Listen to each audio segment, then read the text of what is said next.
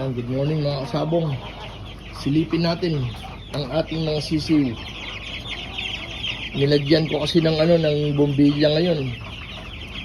Kahit araw. Dahil mabagsak na naman ang ulan, ayoko na, nakakadala yung lamig. Di bali mag-asaya na tayo ng konti sa kuryente. Ayan po ang ating mga sisiw. Ayan. Pinukod ko po yung mga puti. Ay, may nahalo lang, nakalusot lang yung isang pula. Binukod ko na po yung mga puti. Narito po yung mga pula. Mga mayahin, dalusapi. Ayan, nandyan. Ayan. Binukod ko. Yun. Ngayon po ay araw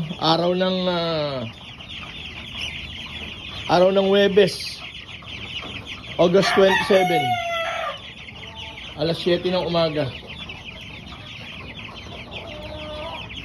Yan. Yan po ang alagayan nila ngayon. Medyo maganda kilos nila kasi na-exercise na yung paa nila Na-exercise na yung paa nila sa pagkaskas dyan sa kusot. Ayan, mga kusot. Na-exercise na sila. Ito yung mga puti natin. Mga kasabong. Ayan. Kaya po sa lahat ng gusto mag-order ng 1 month old, no? 2 weeks old mahigit na po sila. Kung di ako nagkakamali, 16 days na po sila. Yan. Binukod ko po yung mga tornado hats na pure at saka cross. Yan. Binukod ko po sila. Dahil iba po ang agresibo ng hats talaga. Ayan, nakita nyo. Ayan nagtumutok ako.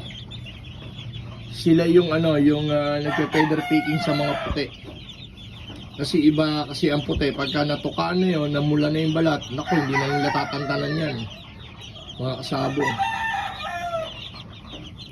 Kaya binukod ko. Ayan na po sila. Sisigla. Nasisigla po sila mga kasabong. Ayan, hindi ko pa ako nilalagyan ng inumin yan mga kasabong.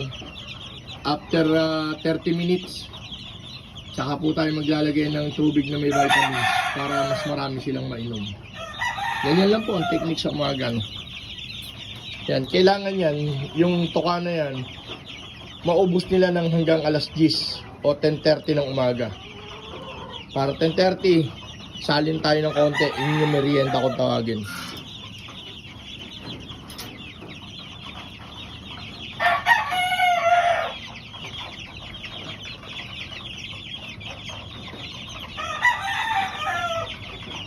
Ayan. Sarap panoorin. Dahil puti. Alis puti yan. Alis karamihan dyan. Pure white kelso. Kaya marami kayong pagpipilian dyan ng pure white kelso. May nakapasok na isang pula.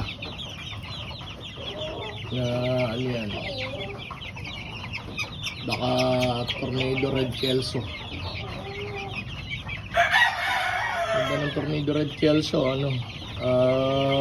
Light side na dalusapi na white peak.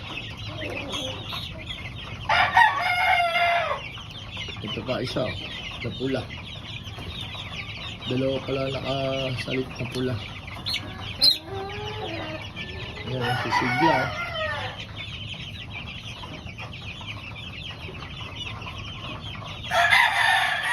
Yun. Yun lang mga kasabong, sinilip lang natin. Sa lahat na may gusto, mga kasabong sa lahat na may gusto, ano lang kayo, comment lang kayo, pa-reserve na. Maraming salamat po. Long live.